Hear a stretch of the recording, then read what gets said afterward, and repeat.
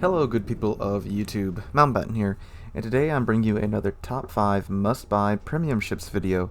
Now I did a top 5 must-buy premium ships video a long time ago, way before I had this mic. I was still using my headset, and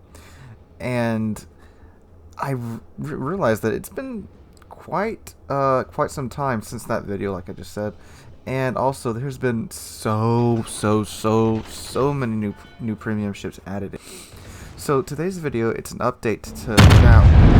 And all the ships in this video, they are currently available as of me recording this in early October of 2019. And if a ship is on this list, I'm not saying it's the end-all be-all premium ship, but it is a very good and a very fun premium ship. And it is worth the time you have to invest. Well, the time you need to invest to make, if it's a coal ship, it's worth the time you need to grind out all that coal. If it's a free XP ship, it's worth the conversion cost or the time you need to take to grind out that much free XP. Or if it's just a good old-fashioned premium ship, it's worth your money. And all of these, if someone came up to me and asked me, would you recommend this ship to me, I would say yes, absolutely. So enough said about that. We're going to go ahead and get into the list right now. We're going to start with number 5, and that is the Tier 8 Premium British Battleship, Vanguard. So Vanguard has been an incredibly fun battleship for me to play.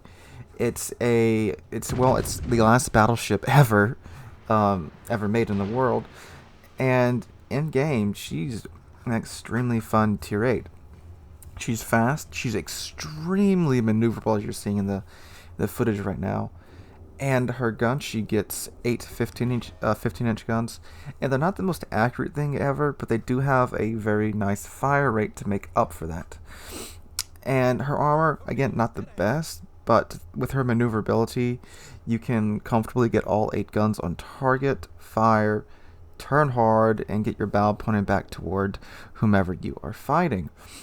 And it's just an incredibly fun battleship to play. It's what I think they wanted Conqueror to be, but whatever happened and they couldn't make Conqueror like this, because the legendary upgrade for Conqueror makes it pretty dang maneuverable, almost cruiser levels of maneuverability, which Vanguard does have cruiser levels of maneuverability. You can easily dodge torpedoes. Ramming is clearly up to you in the Vanguard. She's that maneuverable. Even if someone's like right on top of you, like under half a kilometer away, you can still easily avoid them. She is legitimately that maneuverable. And she's also surprisingly good at brawling because of her maneuverability. I mean, she doesn't have great secondaries or anything, but just the way you can snap around and get at somebody's side, it's easy.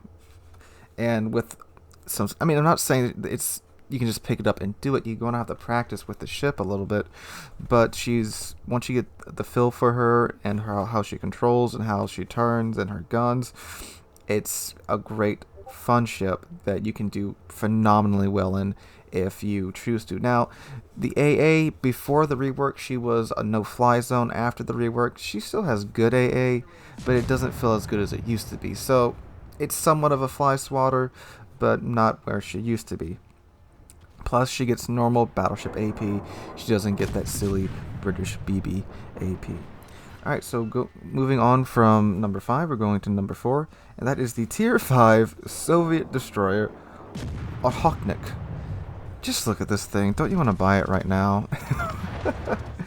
So the Ochotnik has a crazy amount of guns, 7 guns, 3 sets of torpedo tubes, with 3 tubes per set. So you get 7 guns and 9 torpedoes, and this ship's just stupid fun. I mean, look at it. It's extremely long, has an extremely low profile. There's almost no superstructure on the thing, which is great because people will send their shots over you all the time. It's fairly maneuverable, although not extremely maneuverable, but it's fun. The silly amount of guns makes it a great anti-destroyer, surprisingly, even though they do have a 7-second reload, as you can see in what you're watching right now. If you get in a good position with the ship and you're supported by your team, you can just be a little pain in the enemy team's side. And the thing is, I'm not that great of a destroyer player, and I thoroughly enjoy playing this thing. It's ridiculous, and it basically symbolizes the type of derpy low tier fun you can have down at the lower tiers. And this was a yes, I got this in a Christmas container when I was trying to get the Missouri, and I was like, oh, I've heard things about this ship. I'm not sure if it's the TOG of World of Warships or